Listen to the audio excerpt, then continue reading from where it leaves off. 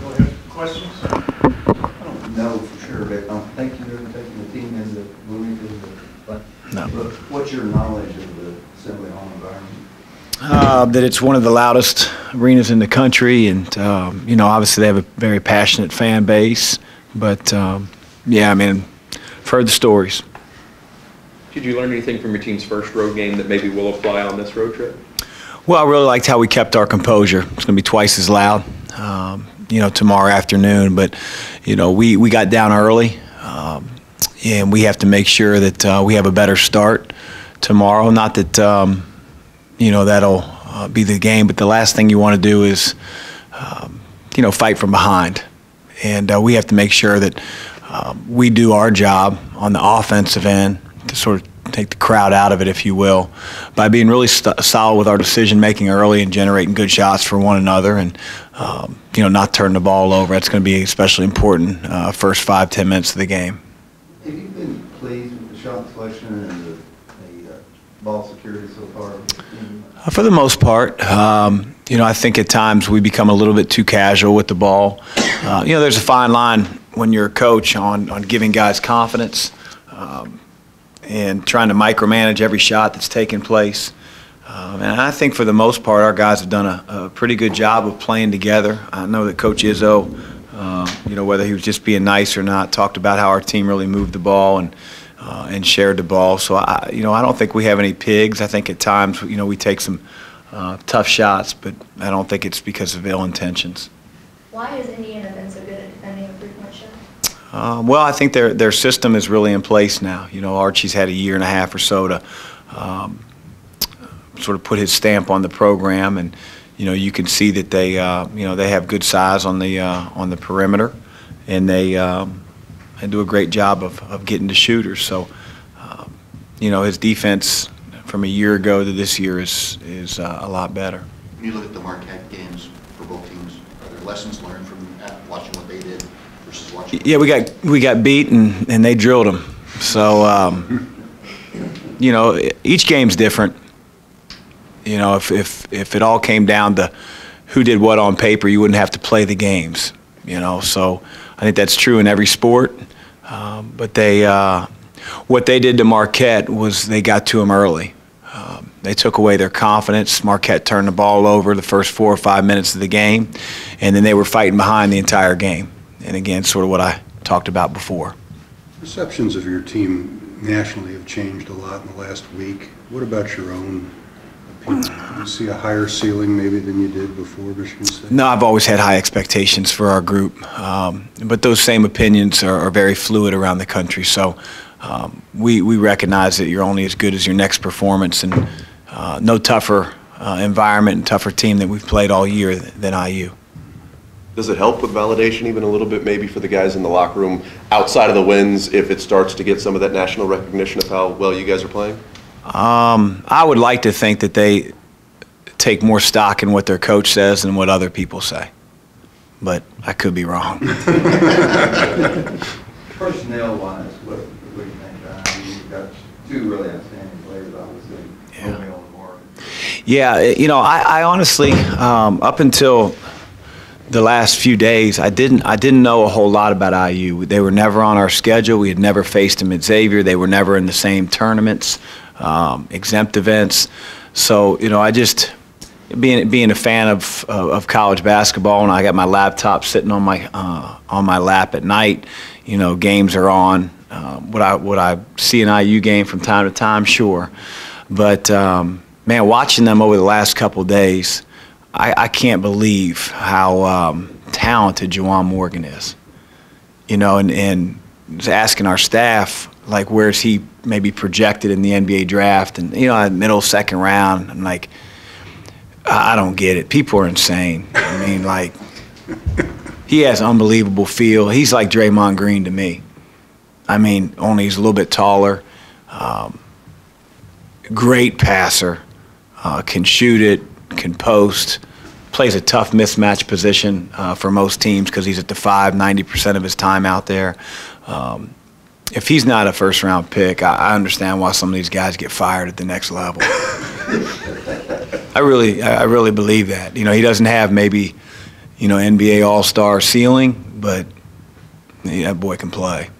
And then obviously Romeo's a freshman and a very, very talented one.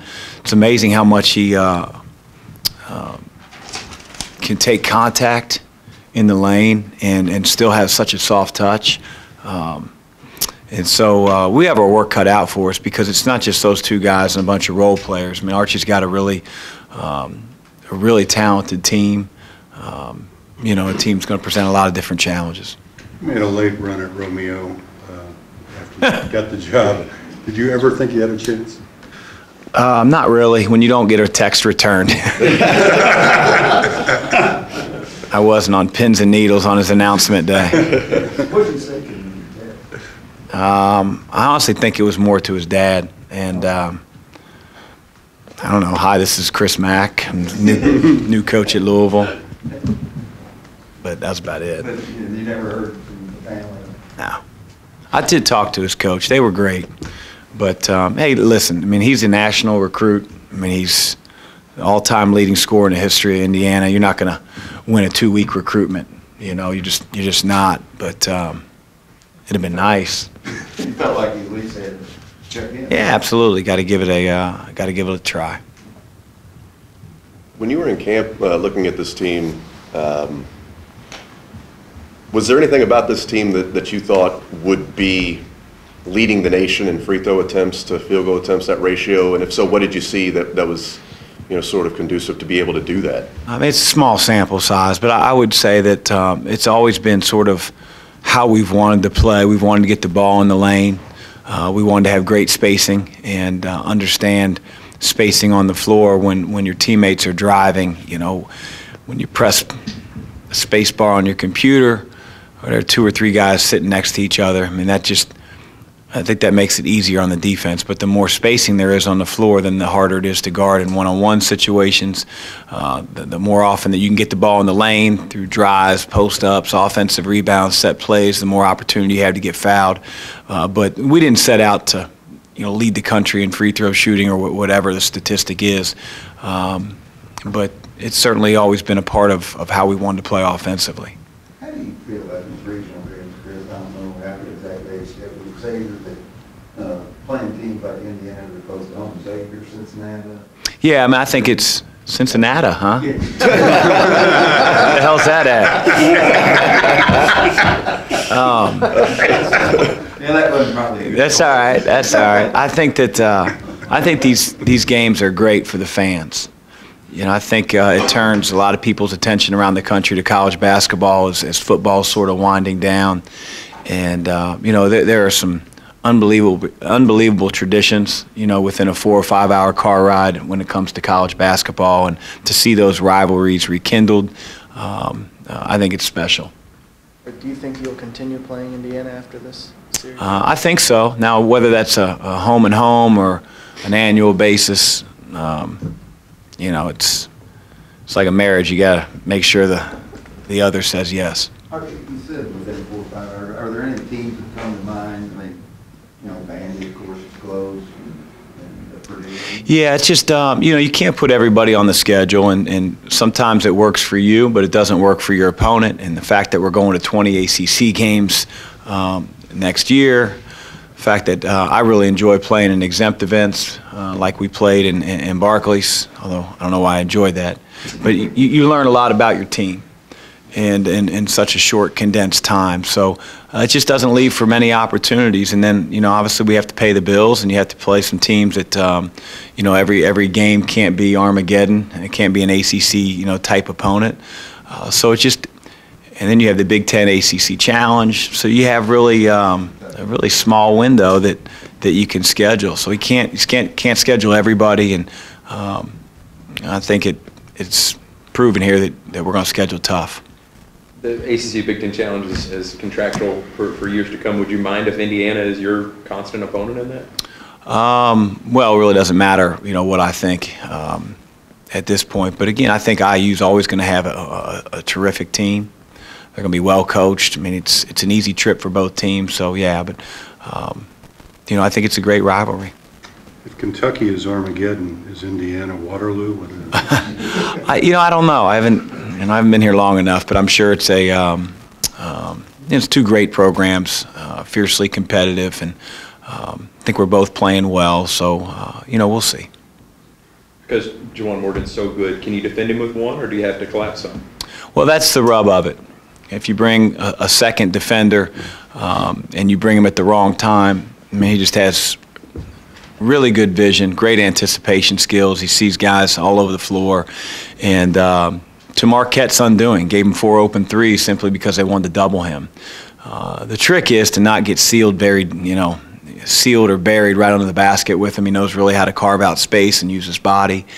And, just got to make his looks tough. It's like that quarterback in football that is never quite sure if it's going to be zone blitz, if they're man, changing defenses. And I don't mean necessarily base defenses, but, how we attack him in the post. Are we fronting? Are we bringing a second defender to try to confuse him a little bit as best you can? When you were taking over at Louisville and trying to figure out your staff and Travis stayed behind, what was the process like for you as going to sort of decide who do I bring with me, who do I rely on to figure out who that other assistant's going to be? How was that for you personally? Well, for me, it's all about recognizing and rewarding the people that you were in the war room with, so to speak. So everyone that I was with at Xavier had an open invitation to join me. And I think they said the same thing happened with Nick Saban at Michigan State when he left for LSU and nobody was on the plane. So I didn't bring everybody, but everybody certainly had an invitation. And then there were some relationships there with Travis as well. So he kept some of the guys that he had at Xavier. And then from there, for me, it was about loyalty, familiarity, knowing that you have to teach a bunch of new players who you are and gain relationships and teach a system. I didn't want to do that with all the guys that I hired. Because then you'd really be spending an awful lot of time coaching the coaches. So that's obviously why I brought Dino.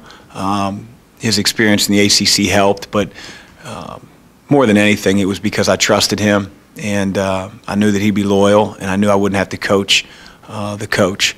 And then, some of the other guys that I hired, either past life with me at Xavier or relationships that I had with them. Really, the only person that I didn't hire, or that I hired that I didn't really know previous to this was Andrew Lentz. And Andrew was at IU with Coach Crean. He was at Baylor, came really highly recommended, and made a great choice with him. When you took the job, there was some question about whether you'd be able to retain the existing players. There was a perception that it was going to be a rebuilding situation. What was your own view of how quickly you could hit the ground? Well, Vince gave me a lot of confidence, twofold. First, he felt like all the guys were staying in his many conversations with them down the stretch, but it still didn't really offer me, fully guaranteed that would happen. They still had to meet me, and we still had to talk through their objectives, their goals, their experiences.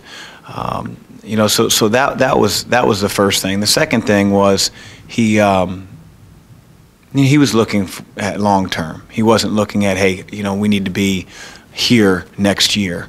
Of course, he couldn't be impatient enough for me anyway. So I just wanted to build relationships with the guys that we had, tell them that I chose them, and go from there. Did you feel that you had a base to compete at a high level right away?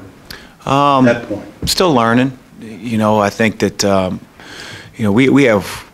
we have enough talent to be a team that competes each and every night, and at the same time we don't have a history together, and we're going to have to be able to battle the highs and the lows and be the same team and same teammate each and every day, and I think we're learning that.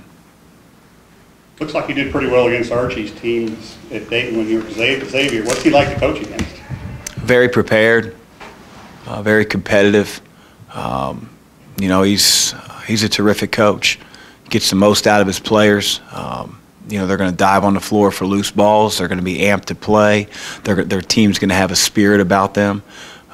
So, I mean, they were, the records are relevant. You know, it's not like I was 11-0 or something against them. I mean, the games were all tooth and nail down the stretch, except for one. You know, it's just, I anticipate it being very similar tomorrow. Anything else for Coach? Thank you. Thank you.